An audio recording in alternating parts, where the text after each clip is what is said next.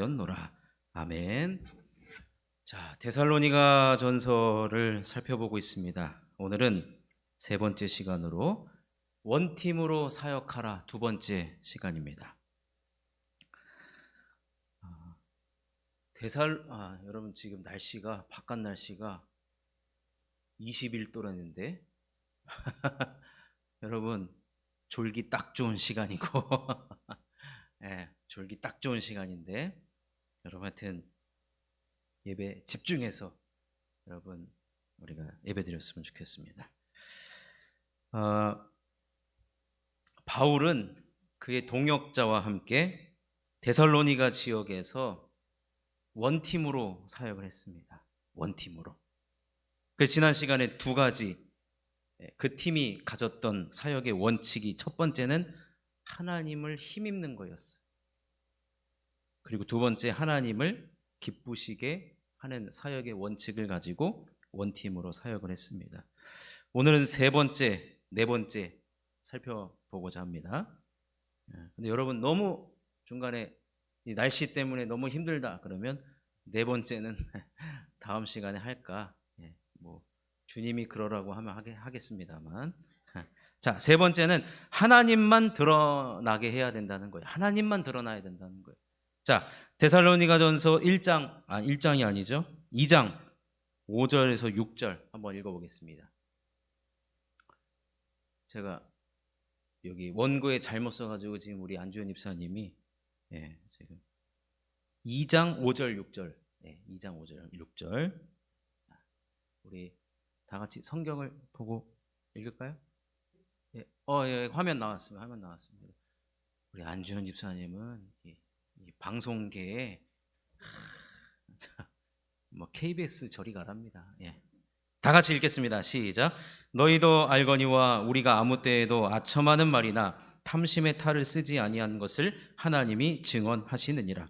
또한 우리는 너희에게서든지 다른 이에게서든지 사람에게서는 영광을 구하지 아니하였노라.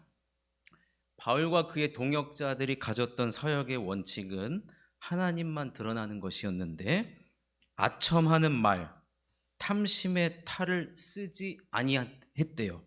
그리고 사람에게서는 영광을 구하지 않았다는 이 세 가지의 것을 합쳐놓으면 하나님만 드러내는 사역을 했다는 것입니다. 하나님의 말씀보다 앞서가지 않았다는 거예요. 하나님의 말씀을 앞세우고 뒤를 따라갔다는 거예요. 왜냐? 하나님의 말씀을 앞세우는 것이 완벽한 사역이 되기 때문에 그래요. 부족함이 없기 때문에 그래요. 여러분 하나님 말씀으로 충분하시죠? 그러니까 이것을 바울과 그의 동역자가 믿고 하나님의 말씀만 우리는 따라가면 되겠다.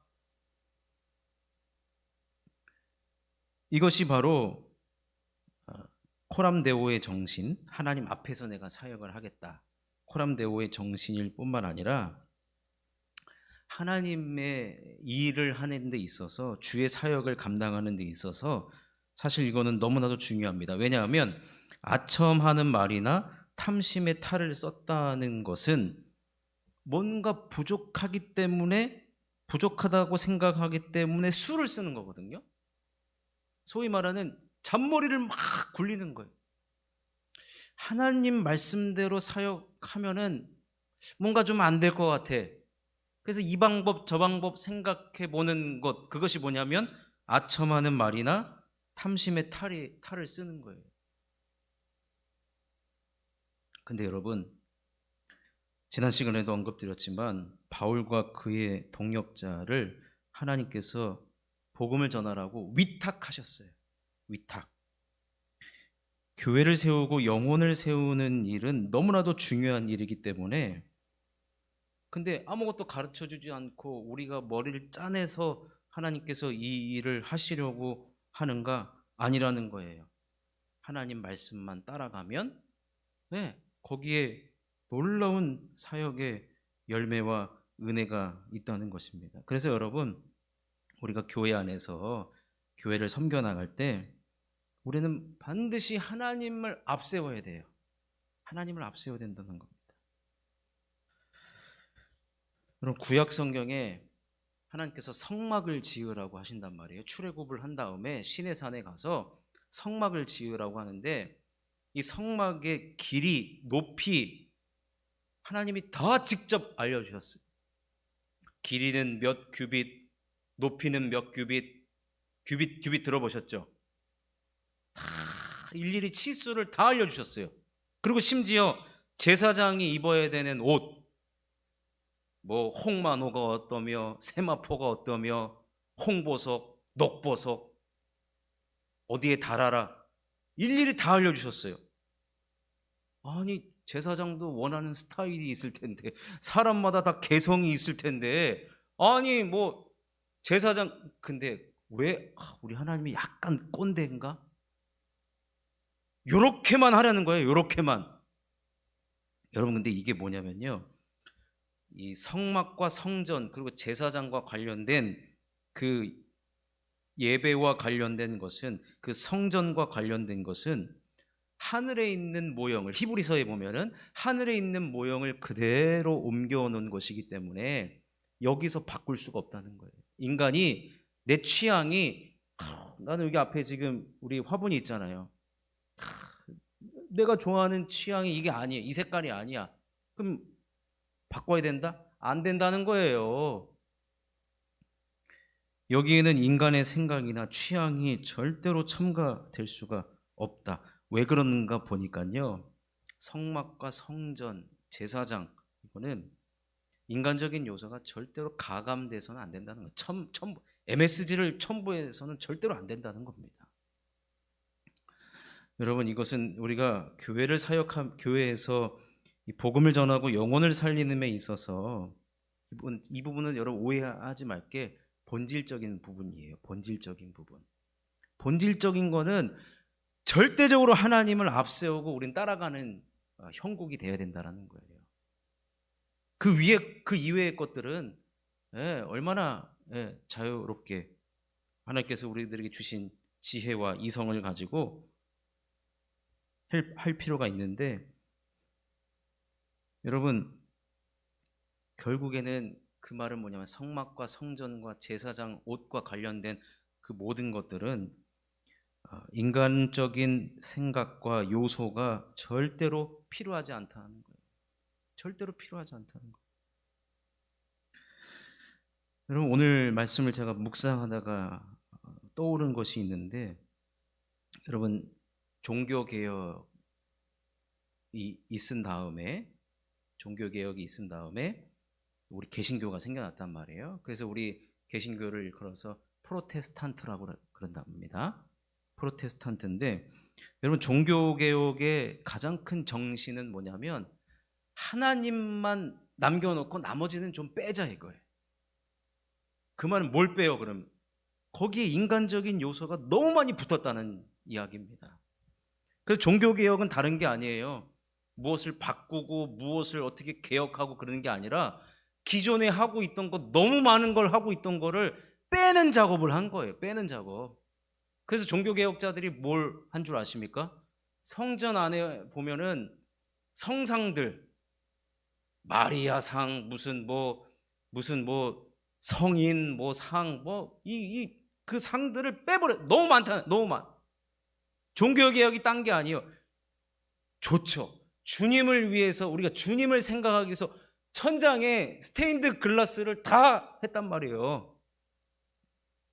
저 유럽을 아직 가본 적이 없는데, 노트르담 성당, 대성당이 있대요. 가보신 분? 노트르담 성당. 그 노트르담이 뜻이 뭔지 아십니까? 성모 마리아래요. 그러니까 노트르담이 들어가는 성당은 다 성모 마리아 성당이에요. 근데 성모 마리아 성당은 거의 다 무슨 성당이냐? 대성당이에요. 대성당. 엄청 크게 지었다는 거죠. 종교개혁자들이 한 것이 뭐냐면, 당연히 마리아, 예수님을 성령으로 잉태해가지고 인류의 유일하게 선택받은 인물 아닙니까? 근데 그 인물을 우리가 모른 척하지 않아요, 우리는. 근데 꼭 그렇게 성상을 만들고 그렇게 숭배를 해야 되냐 이거예요. 거기에 점점 인간적인 요소가 첨가가 된단 말이에요. 그래서 종교개혁자들이 하는 게 그걸 빼는 거예요. 그래서 종교개혁자들 외쳤던 거 뭐냐? 솔라 스크립투라. 말씀 이외에는 좀 다 빼버리자는 거예요. 그래서 성상 숭배 다 빼버리고, 그림 성화 다 빼버리고, 심지어 교회 안에 십자가도 다 빼버렸어요. 그래서 원래는 그 로마 카톨릭이 그 신부들이 입는 옷 있잖아요. 우리 개신교는 안 입어요. 그냥 옷 입어요. 우리는 이 말씀을, 이게 말씀 이외의 것들을, 그래서 뭐 카톨릭에는 우리는 오늘 우리 성찬식을 했지만 카톨릭은 칠성례예요. 칠성례. 뭐 고해성사, 뭐 견진 해가지고 막 성찬, 세례, 뭐 7개예요. 7개. 근데 보니까 종교개혁자들 보니까 7개 필요 없다는 거예요. 말씀과 조금 위배되는 거 다 빼버리자. 그래서 우리 2개 남은 거예요. 2개. 여러분, 사역을 함에 있어서, 교회를 세워나감에 있어서 우리가 하나님을 드러나게 해야 된다라고 할 때 덧붙일 게 하나도 없어요. 지금도요, 여러분, 요즘에 이제 한동안 좀 얼마 전에 유행을 했었는데 이게 트렌드가 된 것 같아요. 이제 뭐 흘러가긴 하지만 뭐 미니멀 라이프, 좀 더 줄여나가는 거죠. 집에 있는, 여러분 집에 있는 짐 한번 대청소 한번 생각하는데 뭐 버릴 거 투성이죠. 안 입는 옷 엄청 많잖아요. 그래서 성경 구약에 보면은 1년에 한 번 집을 청소하라 그랬거든요. 왜 그러냐면은 거기에 이제 누룩 이제 곰팡이죠, 곰팡이. 이제 성경에서 이 누룩은 부풀게 하는 것이기 때문에 이거는 약간 이 세상으로 더 갈 수 있다라는 의미가 있어서 누룩과 곰팡이를 제거하기 위해서 항상 1년에 한 번 대청소하고 구약에 나와 있거든요. 올해 우리 대청소 아직 안 했잖아요. 대청소해가지고 묵은 때도 좀 벗겨내고 해야 되는데, 여러분, 하나님만 드러나기 위해서는요, 우리는 너무 많이 덧붙여요. 사실은 빼야 돼요. 사도 바울과 그의 동역자는 그런 원칙을 가지고 사역을 했다는 것입니다. 자, 오늘 살펴볼 4번째는 발상의 전환을 이루어야 된다는 거예요. 여러분, 제가 요즘 이 말 계속하지 않습니까? 뭐 일부러 하고 싶어서 하는 말 아닌데 말씀을 이렇게 또 보여지더라고요. 그래서 뭐 하나님께서 계속 보시게 한다는 거는 계속해서 우리들에게 요구하신다라고 저는 생각하기 때문에 이 발상의 전환을 언급하는데, 자, 데살로니가전서 2장 7절 8절을 한번 읽어보겠습니다. 시작. 우리는 그리스도의 사도로서 마땅히 권위를 주장할 수 있으나 도리어 너희 가운데서 유순한 자가 되어 유모가 자기 자녀를 기름과 같이 하였으니 우리가 이같이 너희를 사모하여 하나님의 복음뿐 아니라 우리의 목숨까지도 너희에게 주기를 기뻐함은 너희가 우리의 사랑하는 자 됨이라. 여기 보니까 사도 바울이 어떻게 발상의 전환을 이루었냐면 그리스도의 사도로서의 권위를 주장하지 않았다. 이것부터가 여러분 발상의 전환입니다. 좀 더 구체적으로 언급하는데 자신이 어떤 마음으로 사역을 했냐면 유모의 모습과 자세로서 사역을 감당했다는 거예요. 여러분, 유모가 누굽니까? 갓난 아기를 기르는 어머니를 얘기하는 거예요. 자, 오늘 우리 홍민지 집사님이 찬양 인도를 했는데 지음이 나오미가 배고프다 그러면 야, 엄마 스케줄대로 너네 밥 줄 거야. 어디서 이게 이놈들이 엄마가 줄 때 먹어? 이럽니까? 아니에요. 새벽에도 밥 달라고 울면 일어나서, 유모는요, 이 내 자녀의 모든 스케줄과 모든 것이 다 집중하게 돼 있어요. 그래서 내 생활이 없는 거예요. 여기 우리 다 존경하는 어머님들, 남자들은 다 몰라요. 남자들은 존경하고 사랑하는 우리 어머님들 다 경험하셨잖아요. 다 자녀에게 맞춰주잖아요. 사도 바울의 사역은요, 복음을 처음 받아들이는 사람들에게 맞춰줬어요. 최대한. 그러면서 여러분 아기를 생각해 보십시오. 아기를 아직 목도 못 가누는 애를 그냥 막 이러는 사람은 없어요. 조심스럽게 조심스럽게 다루잖아요. 그러잖아요. 그래서 사도 바울은 복음을 전할 때 만나는 누구든지 사도의 권위를 가지고 할 수 있었어요. 예수 믿으십시오. 명령할 수도 있었고, 교회로 나오십시오. 안 그러면 하나님께서 당신을 벌하실 겁니다. 막 이렇게 할 수 있었어요. 여러분 윽박지르면서 전도하던 시대가 있었잖아요. 근데 2000년 전에 사도 바울이 이런 마음을 가졌다는 것은 우리 자신을 한번 돌아볼 필요가 있습니다. 오늘 이 유모가 자기 자녀를 기름과 같이, 그러니까 유순한 자가 되어서, 유순한 자가 되었다라는 것은 뭐냐면 아기는 깨지기 쉬운 존재. 여러분 우리가 뭐 이사 갈 때 유리 옮길 때 뭐라 그래요? 이거 함부로 다루지 마세요. 이거 취급주의 붙인단 말이에요. 공항에서 외국 갈 때 짐 붙일 때도 이거 깨지기 쉬운 거니까 이거 스티커 붙여달라면 영어로 프라자일 데인 빨간색으로 되어 있는 걸 붙여준단 말이에요. 이거 취급주의, 깨지기 쉽다고 하는 거 잘 다뤄달라는 얘기예요. 사도 바울이요 복음을 전할 때 우리가 복음을 가진 자니까 여러분 얼마나 하나님께서 우리들에게 주시는 그 자신감이 있습니까? 그런데 만나는 대상자들에게는요 정말로 유모와 같이 깨지기 쉬운 존재들을, 정말로 연약한 존재들을 돌보며 그들의 입장에 맞춰주면서 복음을 전했다는 거예요. 근데 오늘 본문 보니까요 우리의 목숨까지도 너희에게 주기를 기뻐함은 그랬어요. 여러분 누가 복음 전하는데 내 목숨 줄 사람이 사실 어디 있습니까? 어저께 우리 교회에 오전에 우리 전도하러 청년들이 왔어요. 이 일대를 2시간 반 동안 돌아다니면서 전도를 했습니다. 혹여나 사람 못 만날까 봐 사람 만나게 해달라고 간절히 여기서도 기도했는데 안 되겠든지 3층 가가지고 또 기도하고 가더라고요. 그래가지고 근데 복음 전할 때 누가 내 목숨 주겠습니다 이렇지는 않잖아요 사실은.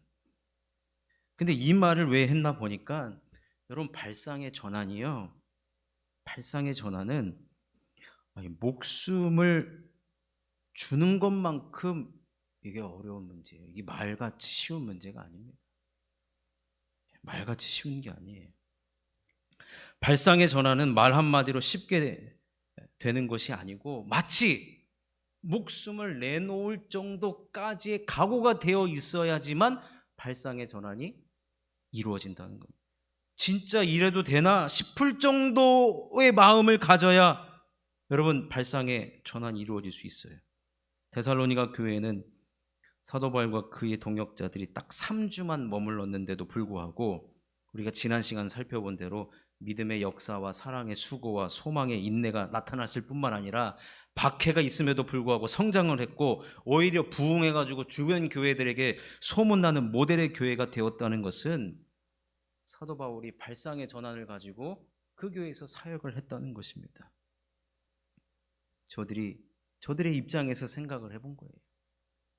여러분 이게 대단한 노력이 필요한 겁니다. 이거는 상대방의 입장에서 생각하고 그들의 필요를 채워주면서 복음을 전하는 내 방식대로 내 고집대로 한 것이 아니라 기존 것과 이별을 했다는 거예요. 기존 것과. 뭐 유모 얘기가 나왔으니까 계속 말씀드리면 아가씨 때 얼마나 잘 꾸미고 다녔어요. 젊었을 때 우리 권사님들 얼마나 볼터치도 막 하고 반짝이도 바르고. 근데 애 키울 때 여러분 화장할 수 있습니까? 애 반짝이 얼굴에 다 붙어 있는데 그게 가능합니까? 못한단 말이에요.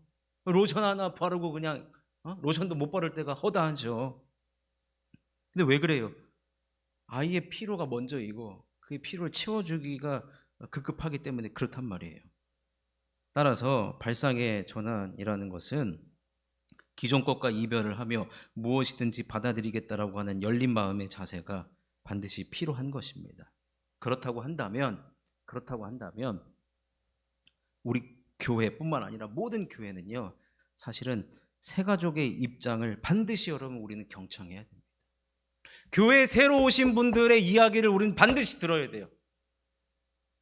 교회 1년 안에 오신 분들, 아니면 2년 안에 오신 분들을, 그런 분들 이야기를 여러분 들어봐야 됩니다. 들어봐야 돼요. 다 동의하지 않는 것 같은데. 저는 들을 겁니다. 들어야 돼요, 여러분. 들어야 우리가 발상을 전환을 해야 하지. 여러분, 우리가 사람에게 전도하는 거잖아요. 사람에게. 이 사람들이 바깥에서 어떻게 살아왔고, 여러분 요즘에 전도 밖에 나가면요, 사람보다 더 많이 만나는 존재가 누군지 아십니까? 강아지예요. 강아지. 애견인들이에요. 그럼 애견인들의 입장에서 생각을, 내가 개를 키우지 않는다 해도 애견인의 입장에서 저들에게 접근할 필요가 있습니다. 그래서 저는 예전부터 전도할 때 배변 봉투 꼭 가지고 다녔어요. 배변 봉투. 이분들 배변 봉투 받으면 100% 다 받아요. 배변 봉투. 더 많아졌어요. 애견인들 더 많아졌어요. 예전에 교구 사역할 때, 목사님 우리 집에 저기 장례가 났습니다. 와서 장례 예배 드려 주십시오. 예, 그러죠. 개가 죽은 거예요. 개가 돌아가신 거예요. 남사에 가면 여러분 개 저기 화장장 있어요. 화장하고 예배 드려 달라는 거예요, 저한테. 근데 지금 제정신이십니까? 제가 어떻게 그래요? 정확히 근데 얘기는 해주죠. 위로는 해주고, 무지개는 건너갔을지라도 개는 영원히 없습니다. 정확히 얘기해줘. 헷갈리게 얘기하면 안 되죠. 이런 얘기가요, 여러분, 하도 많아가지고요, 지난번 있던 교회 목사님은 그걸 한 주 설교를 했어요. 개는 천국 지옥 못 갑니다. 그 설교를 할 정도예요. 얼마나 그 수요가 저기 필요한지, 그 이야기를 듣고 싶어 하는지. 여러분, 우리는 노력해야 됩니다. 저는 우리 교회 중직자님들의 이야기 들어보는 거 당연히 중요하고, 너무 중요하죠. 교회를 지금까지 잘 세워오셨고 여기까지 오게 하셨기 때문에 그 수고와 헌신과 감동이 됩니다. 은혜가 되고. 근데 거기에 우리는 반드시 성경과 복음의 본질을 훼손하지 않는 범위 안에서 우리는 받아들일 건 받아들여야 된다는 거. 받아들일 거. 여러분, 밖에 나가면 예수 믿지 않는 사람 훨씬 많아요. 훨씬 많아요. 근데 그 사람들을 교회 안으로 우리가 전도해야 되지 않겠습니까? 그러면 발상의 전환을 반드시 필요한, 발상의 전환이 얼마든지 받아들일 것은.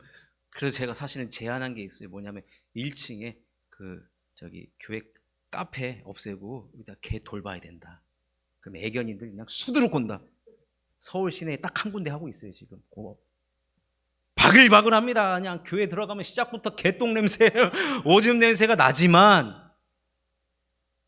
이 사람들의 걱정은 뭔지 아세요? 제가 아는 집사님 한 분이 2년 동안 지금 교회를 안 나가요.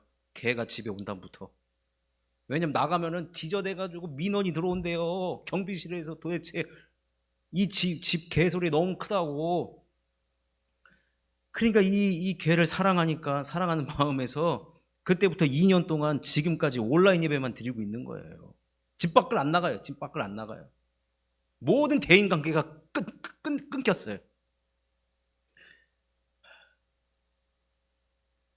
그러니 여러분, 우리가 할 수 있으면 이 발상의 전환, 아니요, 사도 바울은 목숨을 내놓는 정도로 발상의 전환을 통해서 그들을 얻으려고 했고, 실제로 그들을 얻어서 데살로니가 교회가 이렇게 소문나는 교회, 모델되는 교회가 되었다면, 여러분, 우리가 도전받고 우리도 적용할 수 있는 부분은 적용해야 된다고 생각합니다.